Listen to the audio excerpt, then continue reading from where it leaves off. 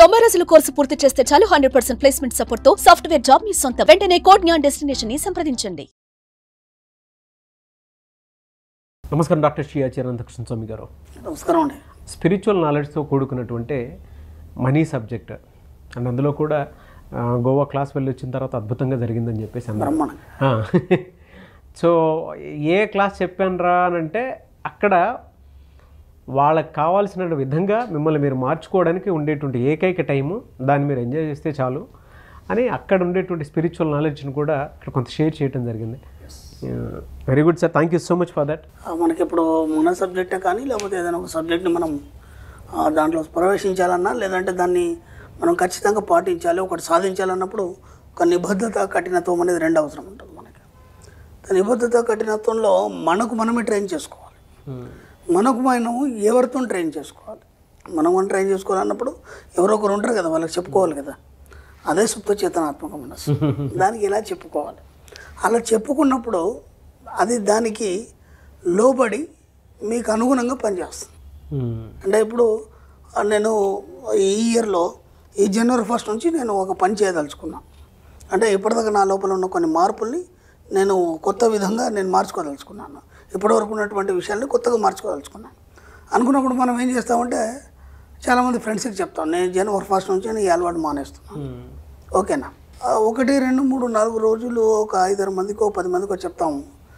ఆ తర్వాత మళ్ళీ కొన్ని రోజుల తర్వాత అలవాటు స్టార్ట్ అయిపోతుంది. అవును, అంటే దాని పట్ల నీకు నిబద్ధత లేదు, కఠినత్వం లేదు. అర్థమైందా? అలాగే కొన్ని కండిషన్స్ మనమే పెట్టుకుంటాం, నేను ఇలాగే ఉండాలి అని. అది కూడా కొంతవరకు ఉంటుంది, ఒక 6 నెలలు, ఒక ఏడాది ఉంటుంది. అది ఖచ్చితంగా ఆ నిబద్ధత కఠినత్వం అనేది కొంతవరకు పాటించినప్పుడు కొంతవరకే ఉంటుంది అది.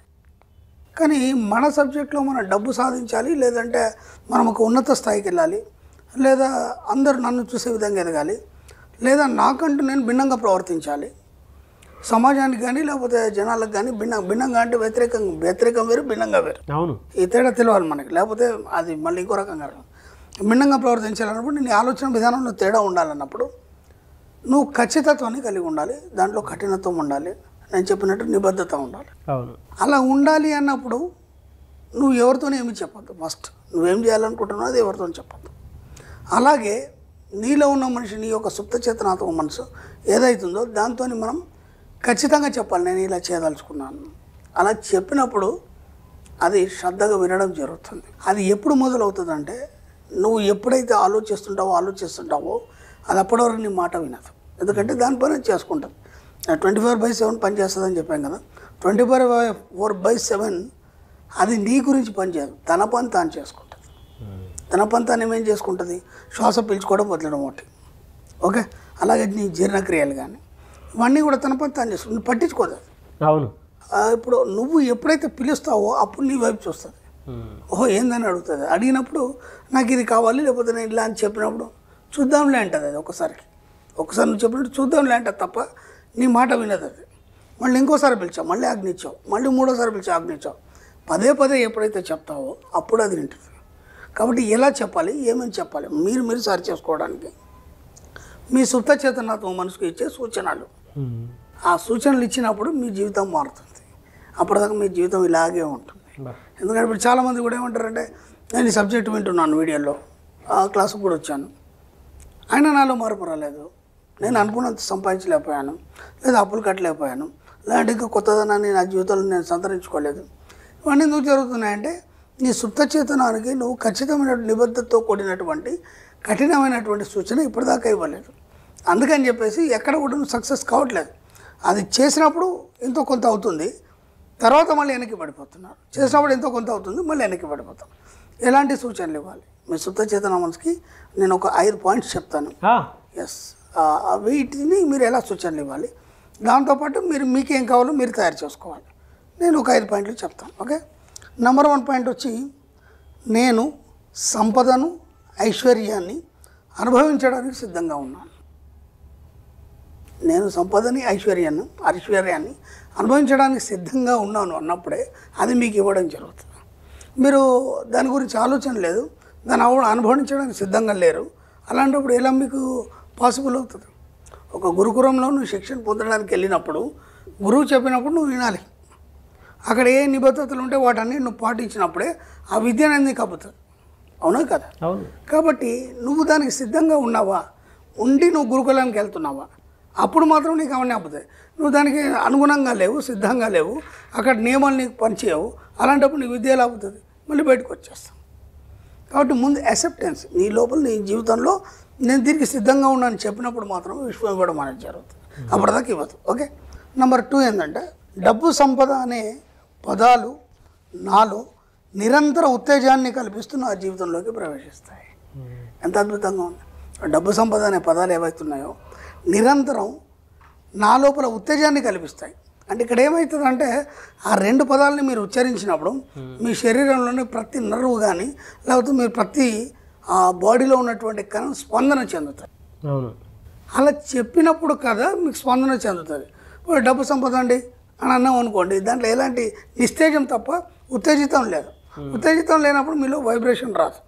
ఆ వైబ్రేషన్ వచ్చినప్పుడు దాని వైపు మీ మనసు ప్రయత్నం చేస్తుంది. అప్పటిదాకా ప్రయత్నం చేయాలి. కాబట్టి ఆ పదాలు చెప్పినప్పుడల్లా ఉత్తేజాన్ని మీ మనసు పొందుతుంది. కాబట్టి ఆ డబ్బు సంపద మీ జీవితంలోకి రావడం అనేది జరుగుతుంది.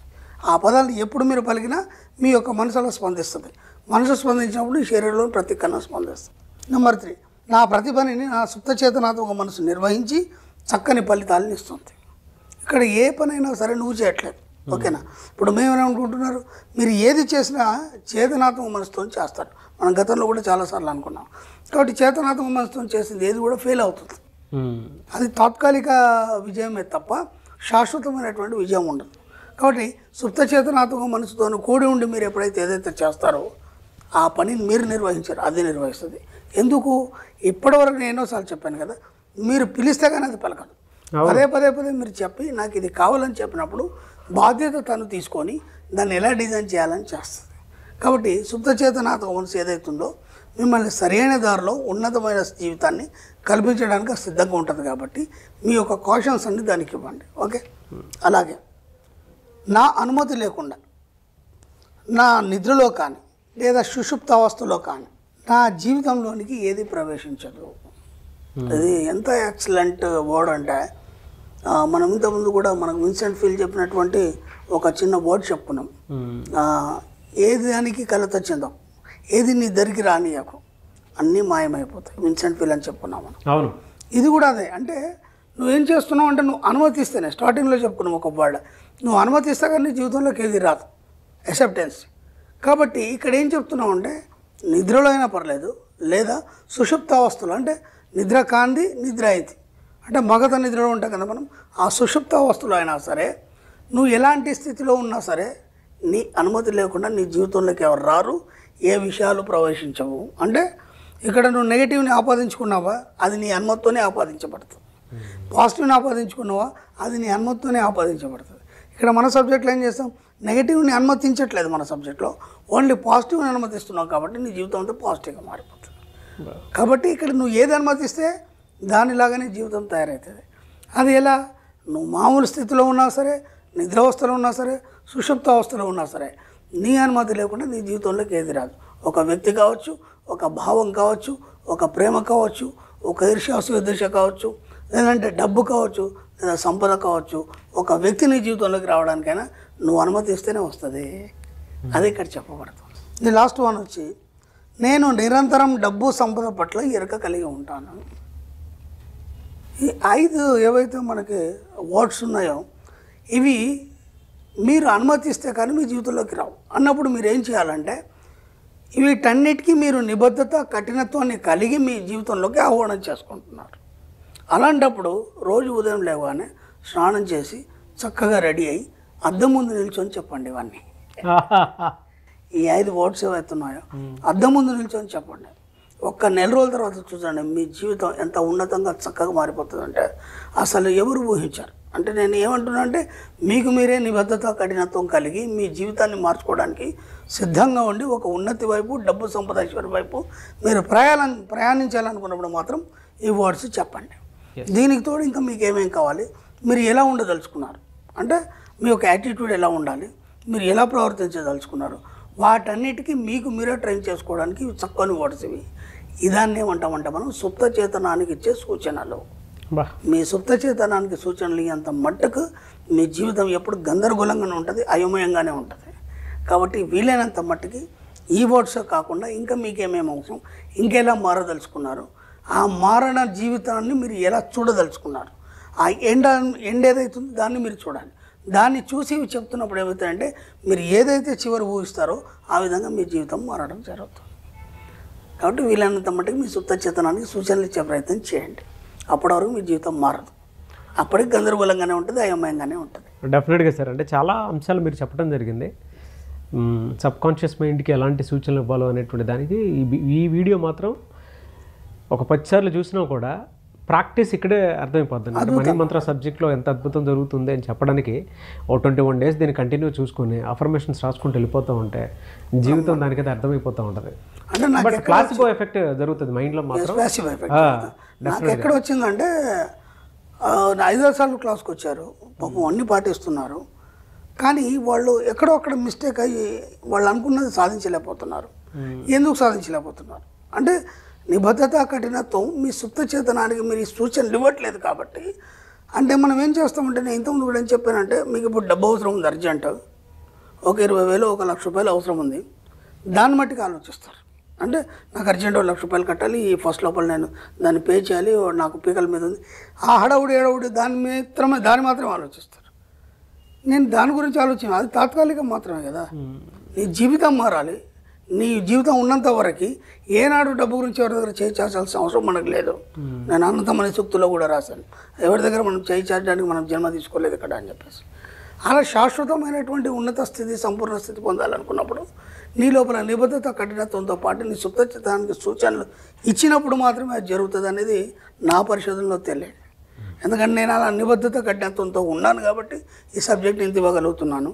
కాబట్టి ఇది అందరికీ చెప్పేస్తే వాళ్ళు కూడా దాన్ని సూచనలు పాటించేసి వాళ్ళకు కావాల్సిన సూచనలు ఇచ్చుకొని బాగుపడతారని ఒక ఆలోచన వచ్చి సబ్జెక్ట్ డైరెక్టివ్లో ఇద్దాం అనుకొని ఇచ్చాను. Fantastic sir. Anyway sir, thank you అండి. Thank you so much doctor Shri Acharya Anantakrishna Swami గారు. థ్యాంక్ యూ అండి.